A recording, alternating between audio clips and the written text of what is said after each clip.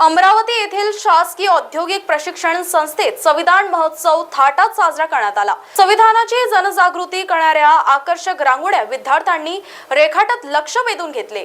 राज्यसभा खासदार डॉक्टर अनिल बोंडे यांच्या हस्ते संविधान मंदिराचे उद्घाटन करण्यात आले। या कार्यक्रमाला औद्योगिक प्रशिक्षण संस्थेचे अधिकारी व विद्यार्थी मोठ्या संख्येने उपस्थित होते। आयुष्यात प्रगती तेव्हाच होते जेव्हा अंगभूत गुणांना योग्य संधी मिळते। ग्रामीण महिलांना आत्मसन्मानाने जगता यावे,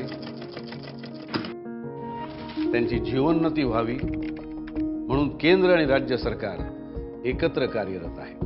गरीब महिलांच्या आयुष्यात समृद्धी यावी म्हणून उपजीविकेचे विविध स्रोत निर्माण केले जात आहेत। त्यांना स्वयंसहायता गट ते महिला किसान सशक्तीकरण परियोजनेचा लाभ मिळतोय। महिला बचत गटातील उत्पादनांच्या विक्रीसाठी महालक्ष्मी सरस माध्यमातून हक्काची बाजारपेठ मिळवून दिलेली आहे।